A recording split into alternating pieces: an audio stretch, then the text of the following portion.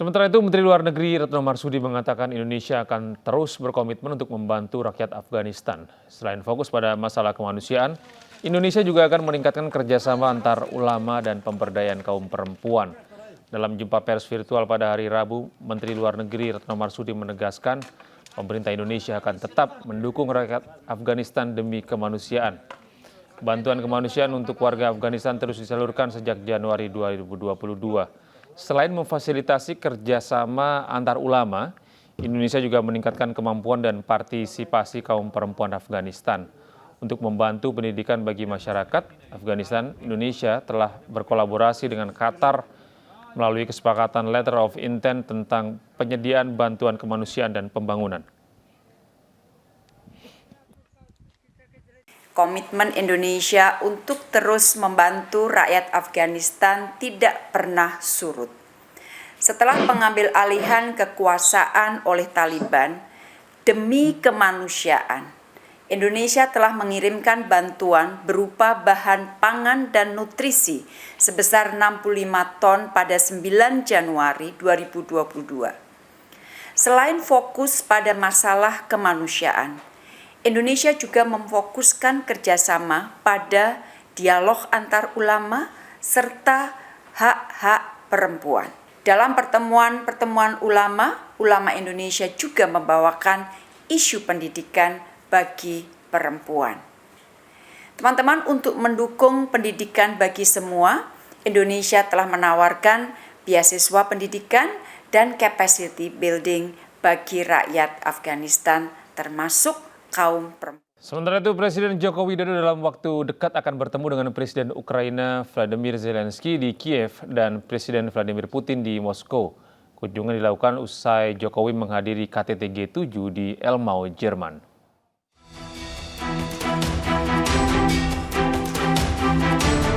Dalam jumpa pers virtual hari Rabu, Menteri Luar Negeri Retno Marsudi menjelaskan Presiden Jokowi akan mengunjungi Kiev, Ukraina, dan Moskow, Rusia, usai menghadiri KTT G7 di Elmau, Jerman.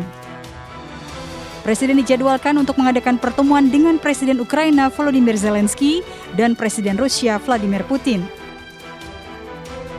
Dari Jerman, Presiden Jokowi direncanakan akan mengunjungi Kiev, Ukraina, dan Moskow, Rusia. Kunjungan kedua negara ini merupakan kunjungan yang dilakukan dalam situasi yang tidak normal. Kita paham situasi saat ini masih sangat-sangat complicated.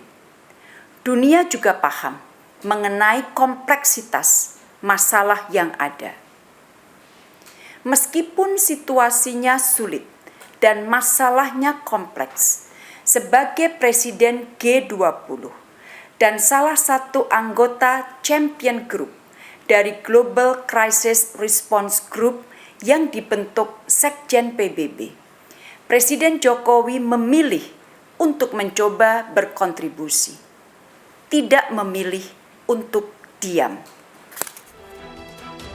Menlu Retno menambahkan, kunjungan Presiden Jokowi ke Ukraina dan Rusia adalah wujud kepedulian terhadap isu kemanusiaan serta semangat untuk terus mendorong perdamaian.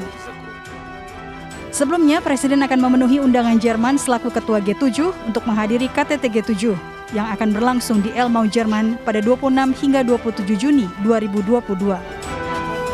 Tergugah oleh sulitnya masyarakat Papua mendapatkan pendidikan bahasa asing, seorang pemuda membangun perusahaan rintisan pendidikan berbasis website dan aplikasi. Siswa digaransi menguasai bahasa asing yang diminati.